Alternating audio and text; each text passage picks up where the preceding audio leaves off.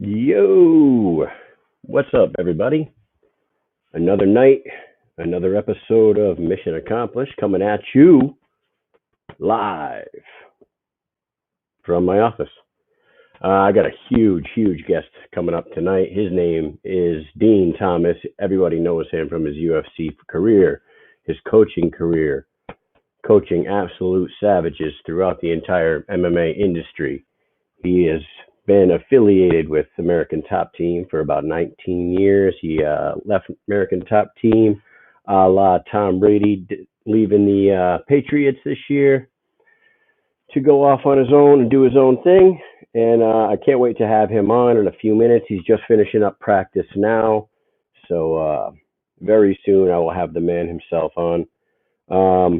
What I want to go over real quick before I get Dean on here, we still got that PS5 giveaway going. You know what I mean? I didn't give it away. The deadline was today. I didn't reach the goal. So what you need to do is subscribe to the page, turn on your notification buttons, go follow my page and see if you can win that PS5. Now, the man of the hour, the guest of the hour himself, or the half hour, whatever we're going to want to call it, is a true Renaissance man, a MMA pioneer, UFC veteran. How you doing, Mr. Dean Thomas? What's going on, man? I'm good. How are you doing? Dude, I'm a gigantic fan. For real? Yeah, I'm so happy that you're on here. I got to tell you. I love the shirt, man. I love that show too, man. That was a good show. Oh, dude, check this out. I just got this shirt from a coworker for Christmas, and she got me Jay Kalina's glasses too. Oh, really? Yeah, the one that Jay wore throughout the entire show. I told her I want to go lay in a bathtub and cut weight right now. That's awesome. So, anyways, man, how you doing? You just finished up good, practice? man. I'm at the UFC PI right now at the Performance Institute. Yeah. Just getting ready for the fight this weekend with my people. Yeah, so you got Greg Hardy going this weekend. You got anybody else on that card? Yeah, I got Jillian Robertson, Greg Hardy and Jillian Robertson. No way, man. Yeah, I got two, and they're fighting back to back too, so it's gonna be crazy. I'm gonna be busy. So you're gonna be running laps from ring to locker room. Well, I think I'm gonna wear both jackets to the cage and just stay there. Oh yeah, just change up. Yeah, and costume change. And just put another jacket on. Yeah. All right, man. That's so cool. So just so people are watching, I'm gonna let them know. If you guys don't know who Dean Thomas is, you need to recognize, man. He's an MMA pioneer, kind of a Renaissance man, if you ask me. Fighter, coach, actor, reality star, podcaster, radio personality. Candle maker. Candle maker? What? Yeah, I've been making candles recently. Yeah. Candles. Yeah, man. Don't ask me how I got into that. I just started doing that. What is that? Oh, who is the master? Show enough. That was another gift from a soldier of mine. Jeez.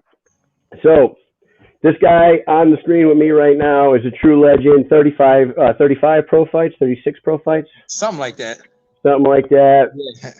Any fights in particular that stick out in your mind besides beating the shit out of your friend Matt Serra? Well, that's my favorite fight of all time, especially when they came to the back and announced me the winner. That was my favorite fight.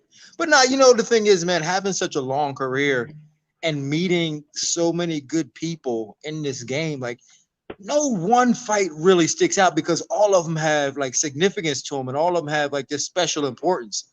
Like Jens Pulver, like that was such a great, and sometimes I hate saying their names because like, especially if I won the fight, because I feel like I'm like throwing mud on them, like kicking them when they're down, but like just those moments, man, like, fighting Jens Pulver, or even when I got beat by BJ, like things like that, they changed my life. So like, I guess if there's any one fight that sticks out, it might actually be the BJ fight that I lost because it really changed my life. Well, he's probably the biggest guy you ever stepped in, biggest name you ever stepped in the ring against, right? I mean, you fought Jens Pulver and Kenny Florian, those guys, but BJ Penn, a lot of people. The most recognizable figure for sure. That's freaking awesome, man.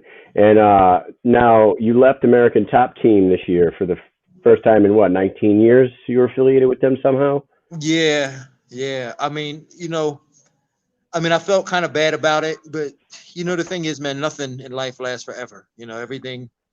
Everything comes to an end at some point, and it was the timing when Tom Brady left the Patriots too. So it was like when Tom Brady left the Patriots, I was like, if Tom Brady could leave the Patriots and start over, I can do that. And that's when I decided to just walk away from it and just kind of start doing my own thing. And you know what? No one can hate you for that because, like, I'm a diehard Patriot fan. I'm from the Northeast, so people ask me like, "Are you done with Tom Brady now?" Or well, I'm like, "Why would I be?" He gave me 20 years of greatness. You know what I mean? Like Yeah, 9 Super Bowls, 6 Super Bowl victories, 17 division champions. Why would I hate the man for going south to be in the warm weather? Leave the man alone. Well, yeah, I mean, the thing is, like, I gave almost 20 years to American Top Team. Like, I've ran gyms for them, I've coached their fighters, I fought for them. So, like, I gave a good portion of my life to them. So it's like now I want something to myself. And do you have like a pretty good stable of fighters already, or you building that as we speak? Well, the funny thing about it is that I didn't want a lot of fighters, and that was kind of the reason I left, because I only wanted a couple of fighters that I can work with, that I can mold and track their progress and see how to and make sure that they're doing good. At Top Team, it got to the point where it was like they started becoming numbers to me, and like you said earlier, like I'm a Renaissance man, so I'm so passionate about what I do. I don't like to treat people like numbers. I don't like to treat projects like numbers, or like it's a report. Like for me, this is a something I like to sink my teeth into and get personal with people and make sure that and just make sure that they're doing good and doing what they're supposed to. So I only have about 4 or 5 fighters now that I work with, and that's it. That's kind of like all I want. And they probably love every second of that because when you get Oh, in a team, I mean, anybody could go online and just look up American Top Team's roster and be like, how does anybody get any special attention? And there's like a dozen massive name fighters in there, so there's not one big shot. You know what I mean? So now, so you got Greg Hardy. He had never when he came to you, he was completely green, right? No fighting yeah, experience, or did no, he, no, zero fighting experience. He not was even just like a karate as a kid or no. anything like. He was a football player that was a fan of mixed martial arts. That's amazing because he's doing extremely well. And um, I wanted to ask you, what do you think his ceiling is? You see a champion there? Man, it's weird because like some days I look at him and go, damn, like he really is gifted. Like he's really a gifted individual. But then sometimes I'm reminded that like he's just starting out. Like Right. and I go, he hasn't been doing this that long. Like he hasn't even been a fan that long. So like it's I got to be patient with him, and he's a lot further along than I would want him to be at this point. Like I mean, he's fighting, Marcin Tybura in 2 days. So He's it's a like, monster, yeah. yeah. So it's like, and he fought Alexander Volkov in That was Russia on like 2 weeks' notice with a broken hand, and I'm just like, but that's his mentality. He's such a competitor. Like like all he knows is sports. Like he told me he's never left the country because since he was 5 years old, he's been playing sports. Played basketball in college, football in college, played in the NFL. So I mean, all he knows is to compete. So he's such a good competitor. he's he's a massive human being too. Like I remember him on the football field. He's a scary dude. And now, I look at him and I wonder like remember when Herschel Walker came in at like 53 years old, and after he got a couple wins, he was like, man, if this was around when I was younger, I would have never played football. It's Yeah, like yeah. a guy. I look at a guy like Greg Hardy, and I wonder if he would have. I wonder how great he would have been if he would have started as like a teen. You know what I mean? Like, Yeah, I mean, you're right. Like because like his the way he competes is different than other people. Like training him is a unique experience for me. Like I've been doing this over about 25 years, and training him is a unique experience because of his background, and he learns differently. He thinks differently. So right now, me and Rashad Evans, we co-train him. So like Rashad takes him during the week, I get him on the weekends. It's like we're like wow. we're like adopted, we're like parents, like who divorced parents. He gets him during the week, I get him on the weekends. But That's great. me and Rashad have to communicate a lot because we have to make sure we speak his language because he speaks a different language than everybody else, and he learns differently because he learns like football, like X's and O's. So we got to make sure we relate it to X's and O's. And when we Huh? do That's that, got to be difficult for you a little bit, it's a huh? lot. It's a lot of fun. I mean, it's really a unique thing for me. So I'm learning, and it makes me a better coach because being able to communicate with him and learn how to speak his language. Sometimes I pick things up and can speak to other people. So Now, were you a football fan? Did you play football? So did you know some football speak, or you been on the mats your whole life?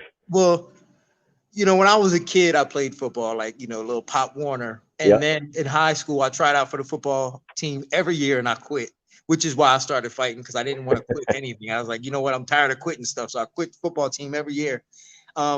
But I'm on an ESPN radio show and we talk football every day. And I don't know about football, but just being in that environment, talking football, talking about like the great coaches of the game, the Belichick's and all that, I'm Hmm. learning so much about how they think and how they operate that it helps me to one, speak his language, and two, become a better coach for MMA fighters. That's pretty fascinating, actually, when you think about it. So this is probably one of the most difficult challenges of your coaching career, right? Like trying to translate it to a guy who doesn't speak the MMA language. Is does it, like how do I say this? Is he easy to like?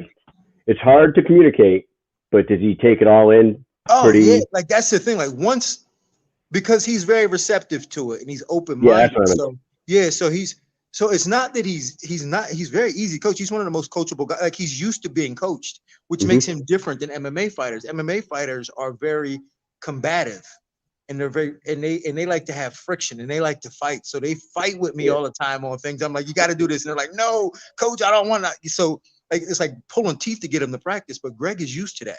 Like he's used to going to practice at 7 in the morning, watching film, lifting weights, watching more film, going to a meeting, and like all day long training. He's used to that. So like when he comes here and it's like, all right, we're practicing in the morning, and then there's nothing to do until 6 o'clock. He's like, what am I supposed to do all day? He wants to yeah, watch film. He wants to go over positions. He wants to do all that stuff. So it's easier and to talk to coach him than it is most MMA guys. that's crazy. In your time at American Top Team, who was the before Greg? Like, who was the easiest guy to coach? Like, was it Tyron Woodley? Like, who was the most receptive guy?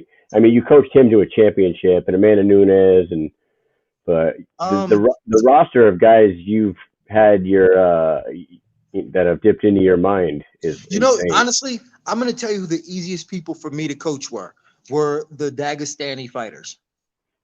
Really? Because yeah, well, one, it's a like they didn't speak English. Like we couldn't communicate with words, but they were so schooled and so good at the craft of fighting that they were able to pick up everything just through verbal, not nonverbal communication. So, I could just show them a punch and they would do it, or I would just, show them a takedown and they would do it because they were so knowledgeable and so schooled. Like they learned how to fight since they were young kids. So, I used to train, Rashid Magomedov, and he fought in the UFC a few times. He actually has a win over Gilbert Burns, and I used to train him a lot, and like he didn't speak English, but we had this good flow always. And then another Magomed Karov, the PFL champion at 170, same thing. Like he didn't speak English, but we had great communication just by nonverbal tells. It's like do as I do, not as I say. The Yeah, opposite and it of. was. I tell you what, man, it was great. Those were my favorite guys to work with because they were so good and it was so easy to work with them. So now that you're away from a lot of those fighters, can you like do you have an opinion on like Jorge versus Kobe? Like No, and the reason why is because you know, everything was still pretty segregated in the gym in terms of who worked with who. So yeah. you really like you worked with your group of people, they worked with their group, so you really didn't get to see a lot of that beef. Like I never actually even seen them two train together before, and I know they did. I was on the other side of the room with a group of people doing my thing, and I never Wow. really got to. So I don't really even know how that would go. It's pretty amazing. And like What about? I was looking through the roster. Did you ever have your? Did you ever coach like the pro wrestler guy, Bobby Lashley? Did he? Did he? You ever coach him? And I was wondering like why he never made it as an MMA fighter because he was 15-2, Yeah, right, or something like that. 15-2, and just massively humongous. I think timing was bad for him in this Was sport. it age or something? It's just the like if he came out now, like if he had his skill set now and he came out now, the UFC might pick him up because of who he is. But I think back then the timing was bad. Like it was just bad timing when he came out. I mean, if UFC picked up CM Punk, I mean, they could have used Bobby Lashley because Bobby Lashley had skill. I didn't really work with him all that much, but he wrestled in college. So like he was Yeah, a legit wrestler. He was a great athlete. He was strong, and he had a good learning curve.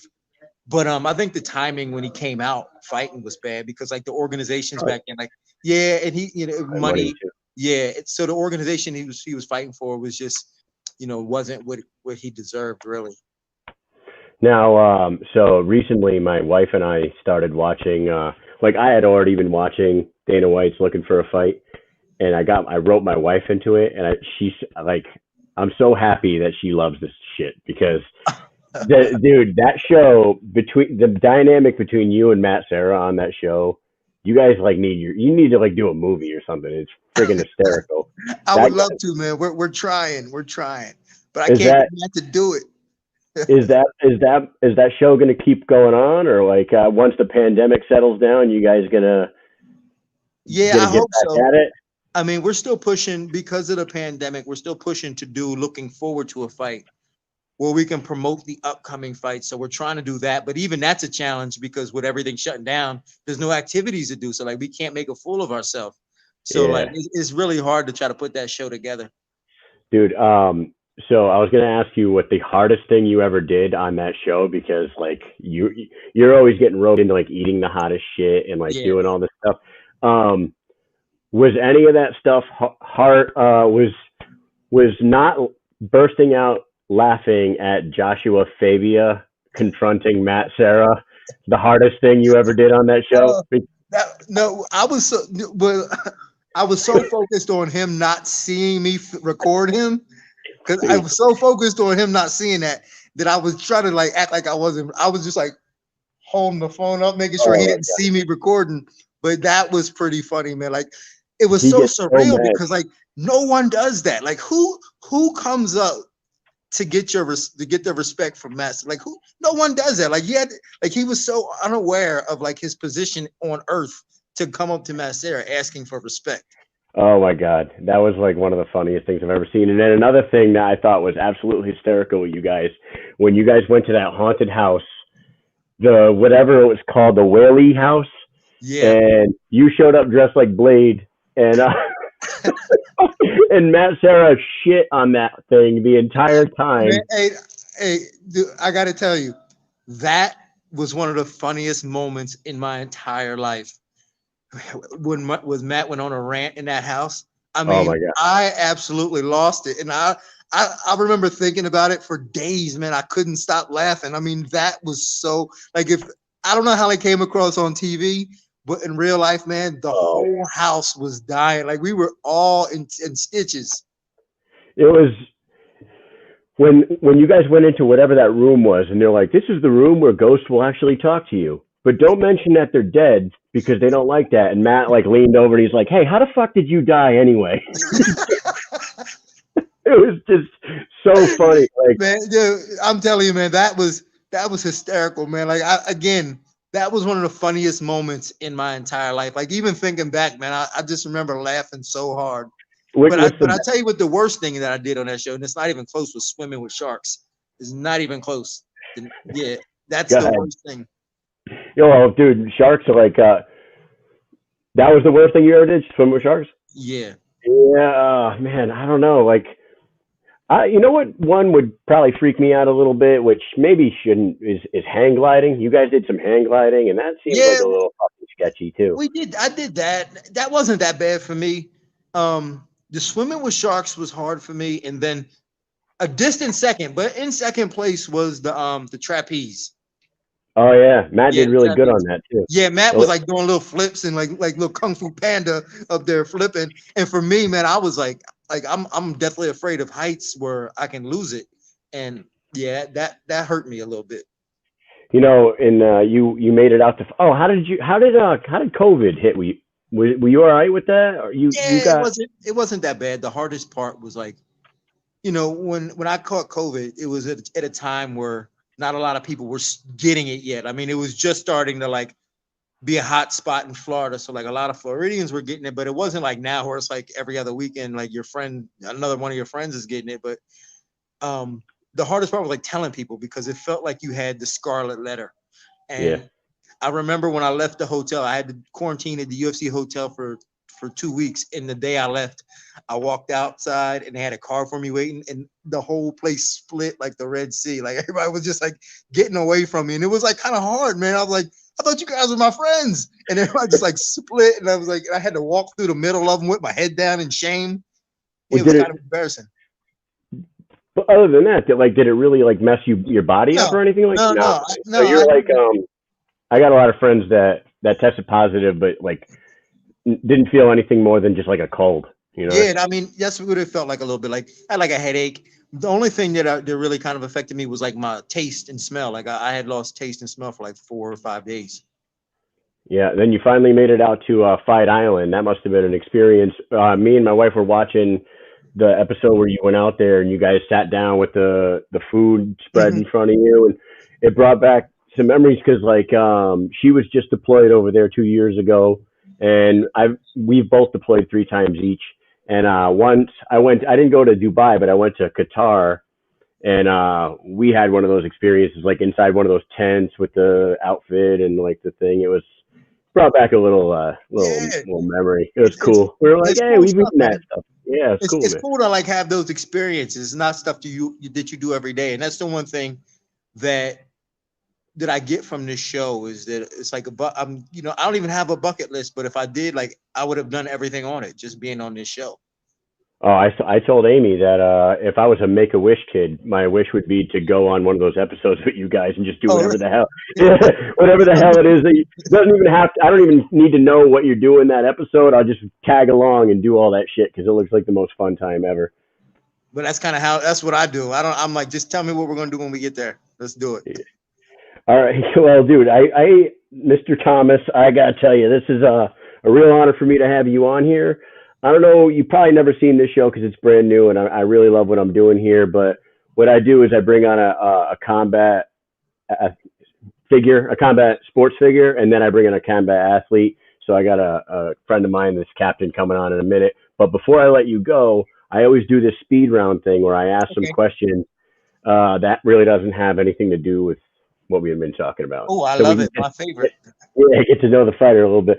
Okay, speed round time with Mr. Dean Thomas. Here we go. Number one, scariest thing you've ever done. I think you just told us. Swimming with sharks. Yep. Swimming with sharks. Number two, if you could remake any movie, what would it be and what role would you play?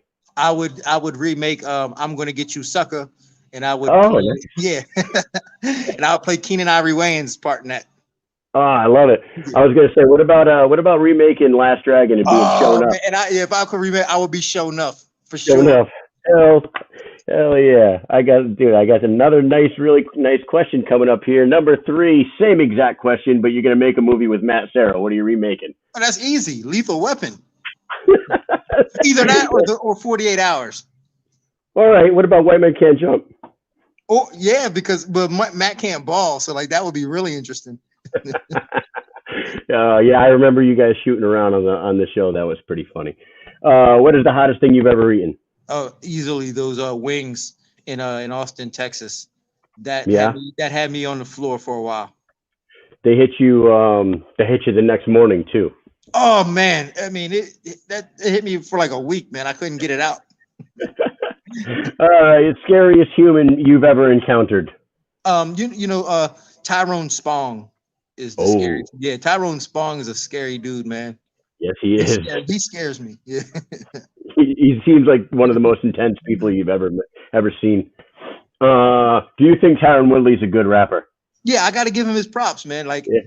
when he first started, he struggled a little bit, but he like anything else, man. He just needed some experience and some time to get it together. And like when you hear his newer stuff, like you'll give him his props. Yeah, I was just breaking his balls right there. Yeah, I don't even know. I don't even know the dude. I just wanted to do that. yeah, He's kind of like you in like the Renaissance man way. You know yeah, what I mean? yeah. He's a funny dude. He's an actor. He's got a show, and He does it all too, man. Like yeah, he does it all. that's why we get along. Yeah. What's the last TV series that you watched all the way through every single episode? And you're wearing the shirt right now. That was Kingdom. Oh, dude. Absolutely. One of my favorite shows of all time, actually. It is mine too, man. I love that. Do you think that Dana White uses the Meniere's disease to cop out of some of the things that you guys do on the show?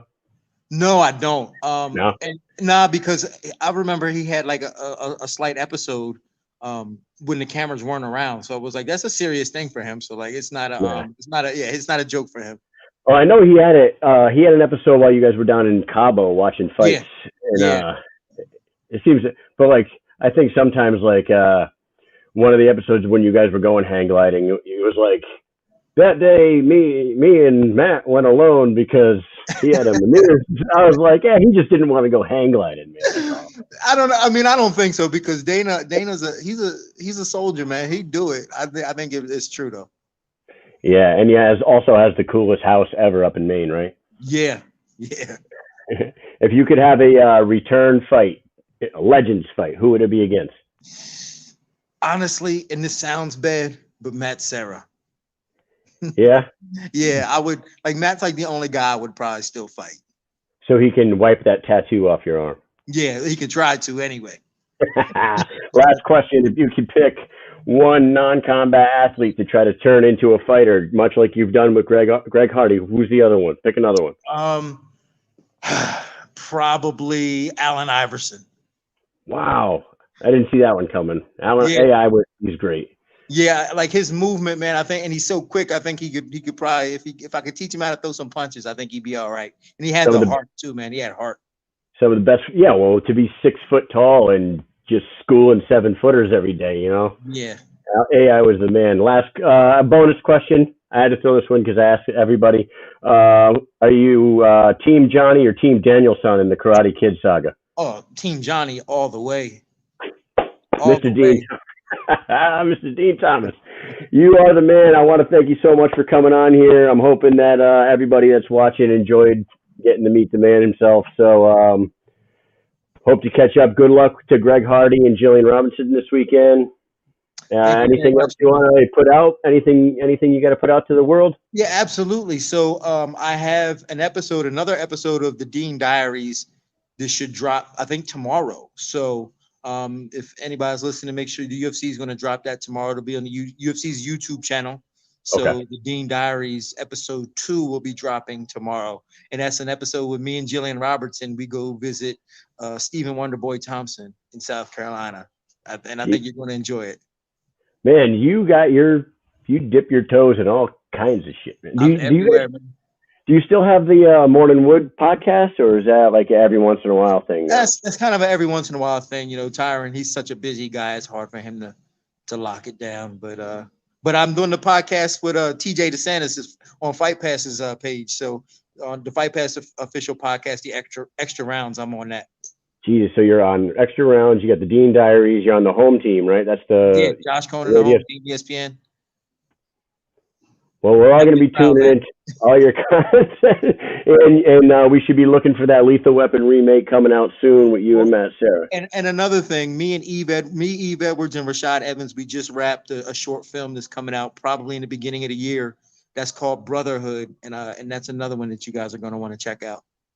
Hell yeah, man, we will. And I appreciate you coming on here. If you ever want to come back, hopefully my show blows up a little bit so I can get some more audience for you here. And I wish the best of luck to you and your team this weekend. You'll get those W's. All right, Kyle, man. You've been nothing but a professional, man. I appreciate you. All right. Thanks a lot, Dean. All right, man. Have a good one. Take it easy. Bye-bye.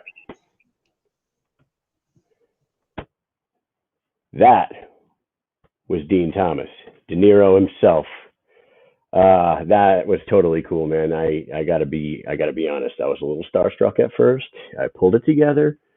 Like he said, I was a little professional. Okay. So anyways, before I bring on the captain himself. I will just shout out my sponsors real quick.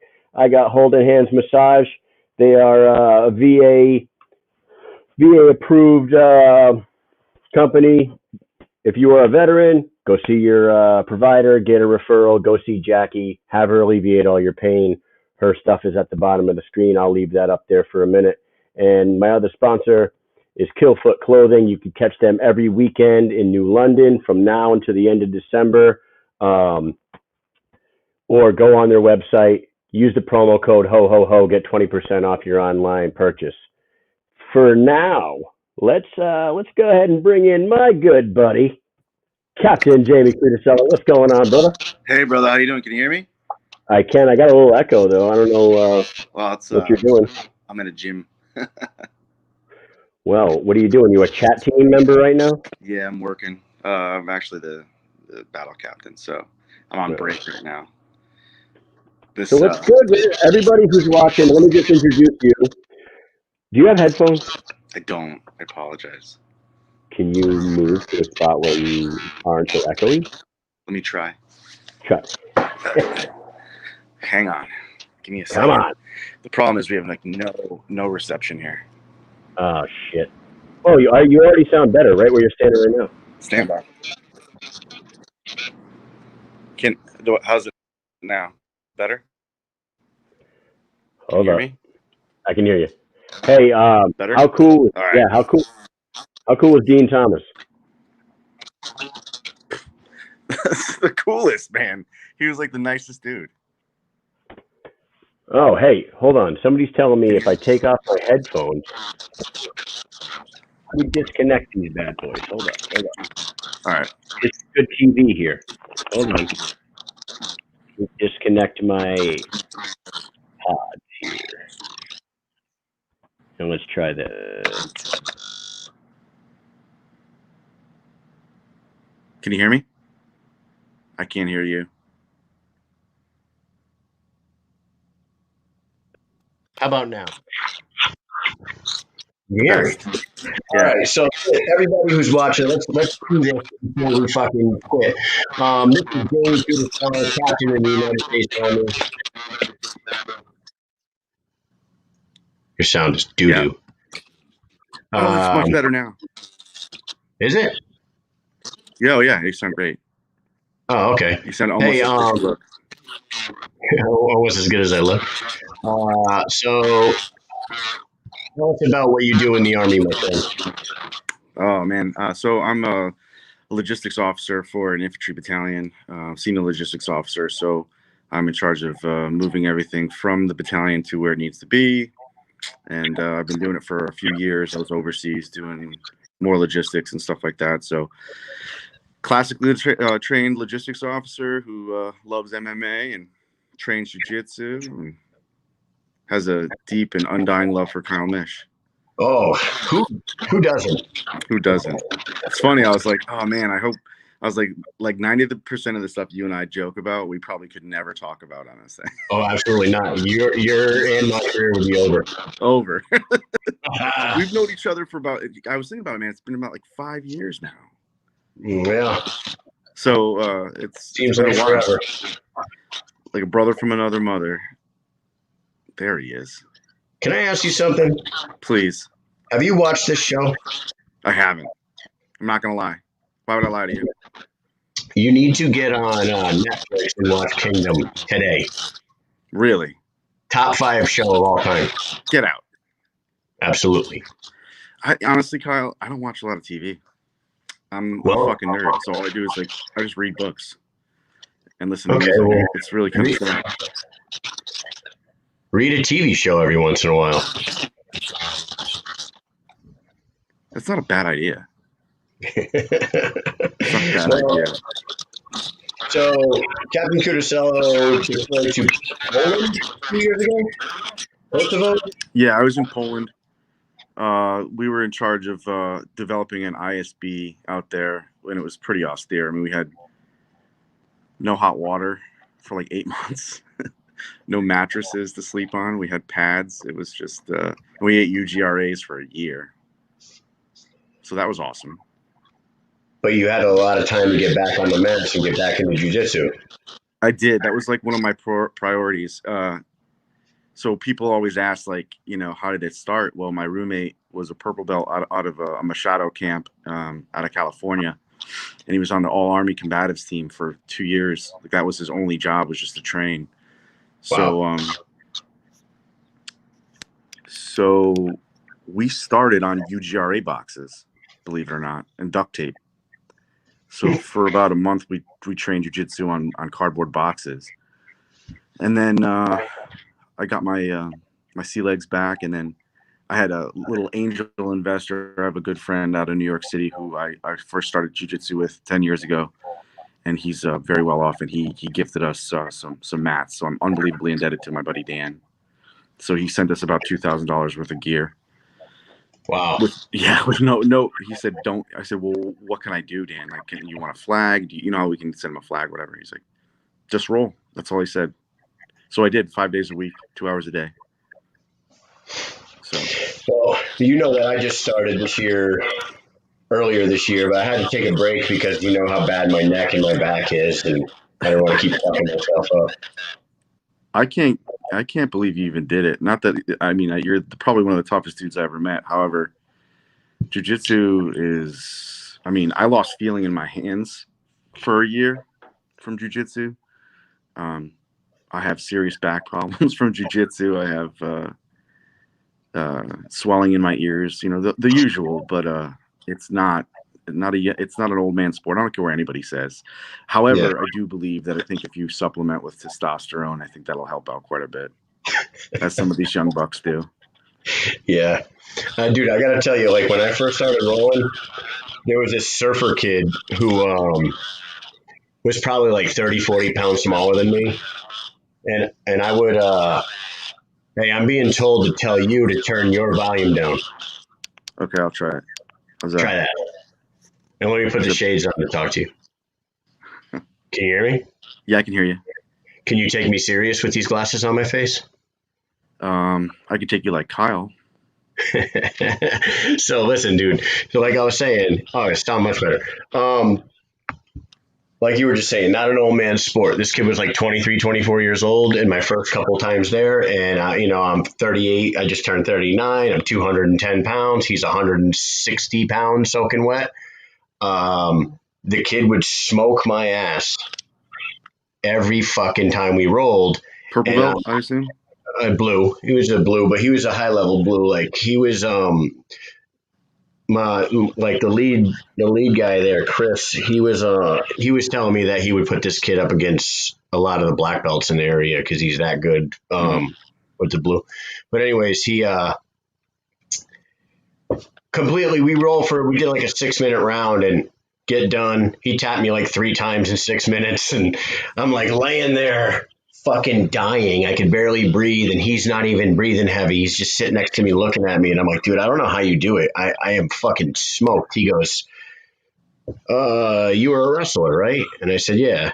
And he goes, yeah. All you wrestlers do, you come in here and you redline it right off the rip, and you try to fucking mat it to the floor, and all I do is just let you smoke yourself out, and then I fucking choke you. And I was That's like, exactly right. God damn it, man. That's the truth. You can't go. We jokingly call it getting too horny for the submission. You can't get too horny. You got to let it happen.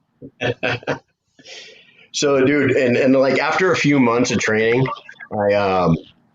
I could never go. Like I don't know how you guys do it, but we were doing like I'd go down there. We do like an hour of technique, and like Chris would teach us some new shit. But then we'd free roll for like an hour and a half, just pair up and roll.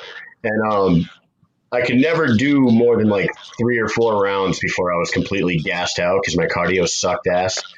And then one night we were down there, and I finally felt so good about myself because I did like 6 straight 6-minute rounds with different people, and walked out of there feeling like I was the shit.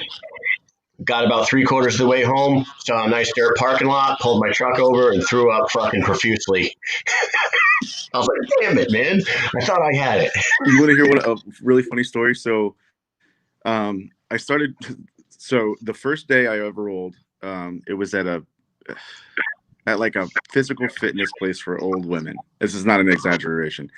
So one of the personal trainers of like somebody's mother was a jiu-jitsu guy. We didn't know what level, but we're like, and this is 2007. And all my friends go down there. I'm like, this is stupid. I don't want to do it. This is dumb. So I go out drinking the night before because I was young and single. I drank so much tequila the night before that I smelled like it the next morning, of course. So I go in there and he works us out. And I'm like, I'm good. Like I was in great shape when I was in my 20s and fairly decent shape now. However, 20s is a different story. And then we start rolling. And I'm like, rolling. Next round, rolling. This is no-gi. And then all of a sudden, I'm like, get off me. And then, like, one of the guys like, what's wrong?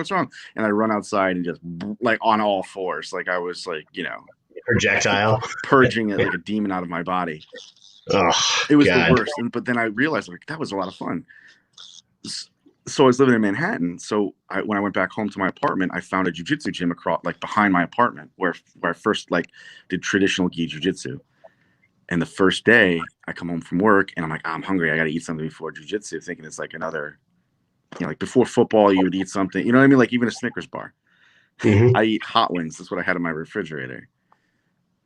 Smart. I didn't even make it to the bathroom. Everybody was laughing at me like, dude, what is this guy's deal? Like who eats hot wings before jiu-jitsu? So, luckily, I didn't make that mistake again. But I mean, puking is part of it. Like puking, like that, you're trying. If you don't puke, you're not trying. So. Oh man, like my 2008, 2009 deployment when I was lifting real heavy and trying to get as big as I possibly can, I threw up every single day I went to the gym. And everybody that worked out with me were like, dude, this is not healthy for you. I'm like, what do you mean it's not healthy for me? I got a perfect spot right out by the pallet of water out there that I puke every single day. It's my spot. And I'm hitting personal records on everything in here. So fuck you guys.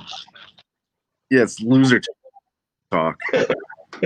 Go, tell them to go eat a salad. They'll be fine. Yeah, go eat a salad, you bitch. Anyways, dude, it's awesome to have you on here. I'm going to do a speed round with you, just like I did with Dean Thomas. I hope you're ready for this shit. Hey, what'd you think of the speed round questions? Send it, baby. What'd you think of the speed round questions for Dean? A lot of people didn't think I would ask the question about Woodley's thing.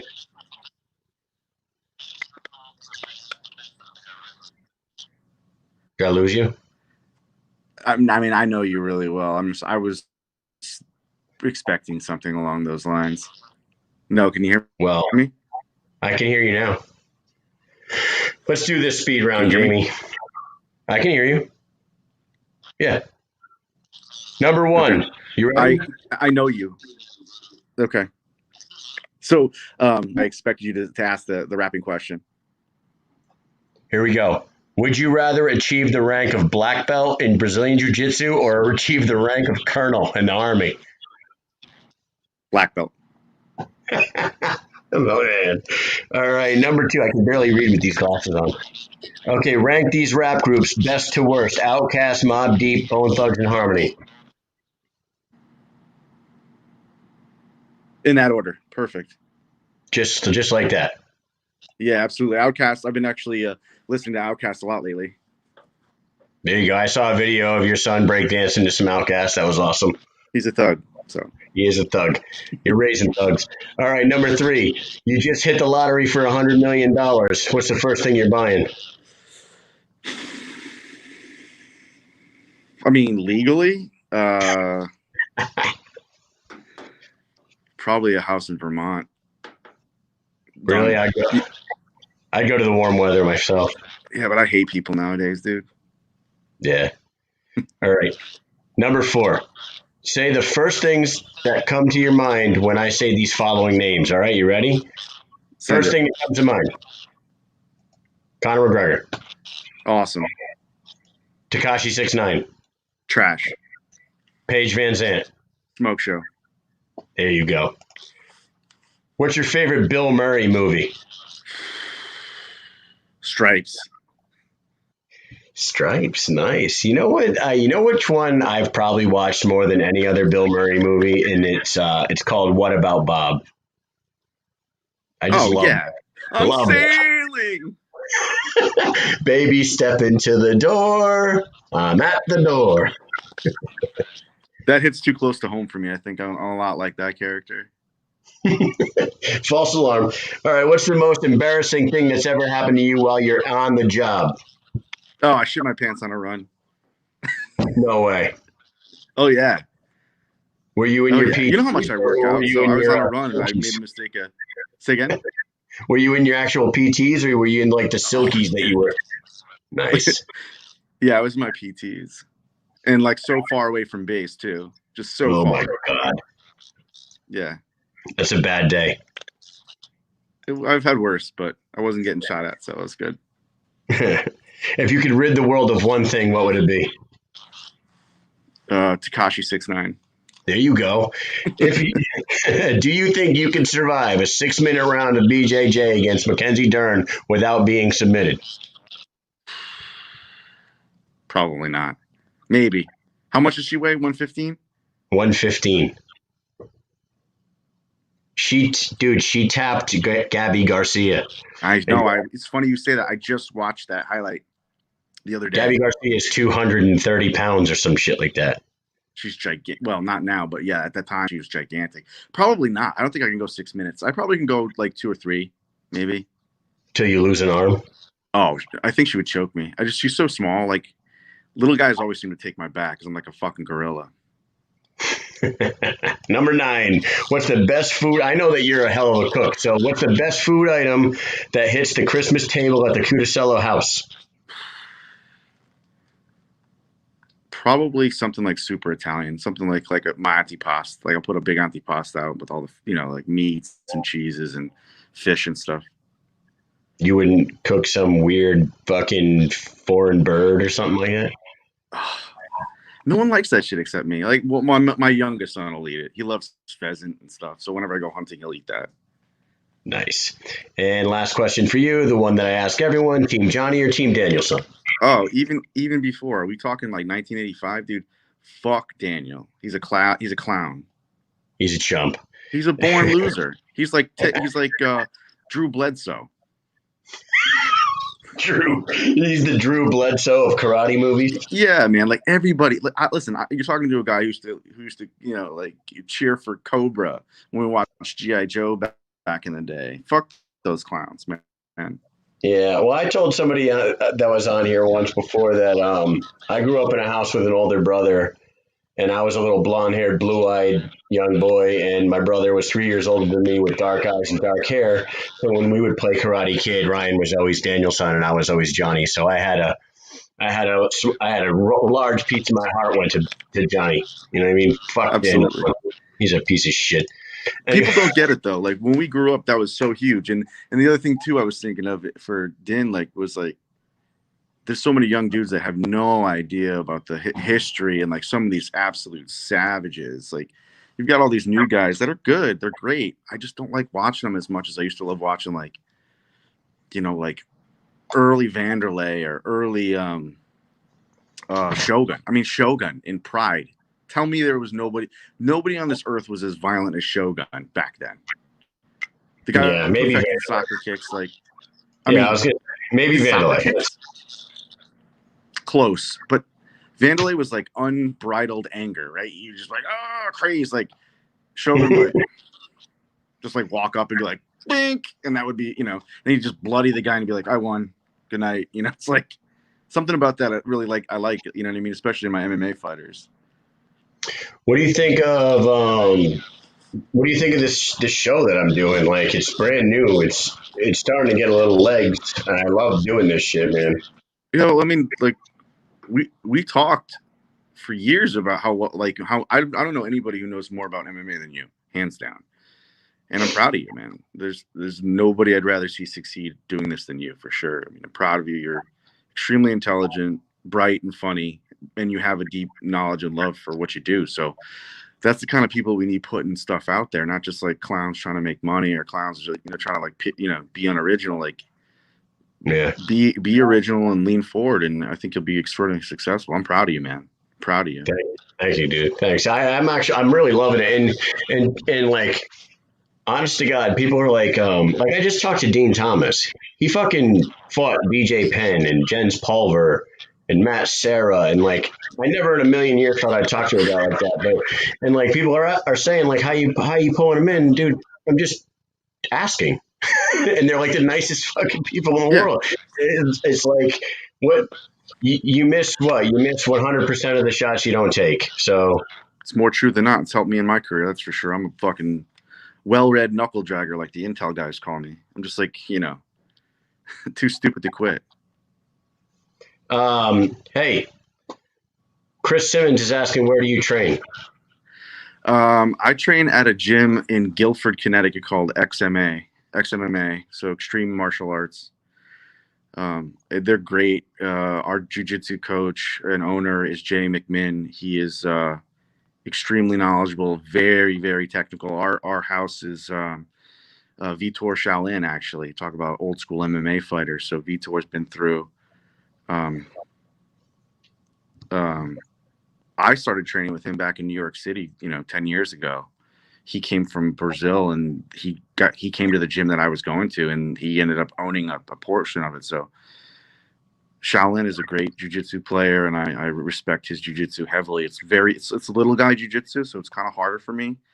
It's a lot of like inverted stuff, and like a lot of like pinning with your legs and back takes and stuff. I'm much more of like probably akin to a wrestling style of and I'm not nearly as good. I'm not saying I'm comparing myself, however, to like a Cyborg, out of Miami, just like a little bit of a meatier, heavier handed style, less inverted shit, less crazy stuff. I mean, I like leg locks a lot. I'm big, we're a leg lock group. We do a lot of leg locks, a lot of, and a heavy in chokes. Not a lot of guys are pulling arm bars. Like, we're not doing stuff like that. It's just a lot of chokes and a lot of traditional gi work. So you're more gi than no gi? I prefer gi now that I'm older because it's slower. And it's technical. No gi is great. I mean, I used to train heavily in no gi. I just, I find that the gi is it's more esoteric. Like, I have to think a little bit more, and I can do more things with my body and my hands than no gi. I mean, that's just me. I mean, my favorite jiu-jitsu player in the world is Gordon Ryan, so he's a no gi guy. I don't know. Like, Gordon he's the pinnacle of jiu-jitsu right now. Nobody is as good as him. Not even close. I don't care what anybody says. I don't disagree. Yeah, Gordon is probably one of the best to do it. Well, are you currently training, or is the gym shut down, or no? Honestly, I train a little bit at work. There's a Marine here that is an absolute monster. He's like 240 pounds with like 8% body fat. And so he's a black belt in like the martial arts that the Marines have, which is just basically like combatives, a little bit more. They do like a lot of like knife work and pugil stick work, and he started training on and off, and he wants to get a fight, so we train at work sometimes. And he's a great jiu-jitsu. He challenges me a lot just because he's so much bigger and stronger than me, and I'm 210, and I'm not a very weak person. However, this guy, like, I just have to use my head and do a lot of technique, not so much no strength really. So I trained with him a few times, and I trained no gi a few times at the gym, but I've just been like being really cautious about the COVID stuff. I've been training for 10 years, and I'm a blue belt, right? I've been a blue belt for almost 3 years now. So it took me 8 years to get my blue belt. I mean, you train for a couple of years, you take a few years off, you got to go back. I mean, that's jiu-jitsu. Like, there's very few people who go all the way through. How far are you from me? Say again? How far are you from me? From like, say Westerly. I'd say like, how long? 45 minutes? 40 minutes. Well, we'll talk when we get off the phone. Okay? Sounds good, brother. All right. Well, thank you for coming on. I'm happy to talk to you on the same night I talked to fucking Dean Thomas himself. You awesome people on this planet. Everybody who's watching should know both the men that I'm talking to. So I'm going to end the broadcast now. So can you hear me? All right. We'll let you go. Later, brother. Thank you. Later. All right. Well, that was Jamie Cuticello, the captain himself. He's a funny ass guy. He kept it pretty tame tonight, probably because he's at work. I hope everybody had a good time. I hope everybody learned a little bit about Dean. I hope everybody was entertained. Everyone likes my shirt, my plushes, all that shit. If you haven't watched Kingdom, you should get on Netflix and watch Kingdom. Yeah, I know I pump that show up a lot, but you know what? It's for a goddamn reason. I love it. And I want to say thank you to Dean Thomas. You guys need to tune into all his stuff. He's got a movie called Brotherhood coming out. He's on a show called The Home Team on ESPN Radio. He's got a podcast on UFC's YouTube channel. He's on Dana White's Looking for a Fight. He's coaching Greg Hardy and Jillian Robertson this weekend. Man, what a busy dude. I'm truly impressed by that man, and he puts a lot out for everyone to enjoy. So, going to go ahead and end the show tonight. Thank you all for tuning in. For now, I'm going to go ahead and say mission accomplished.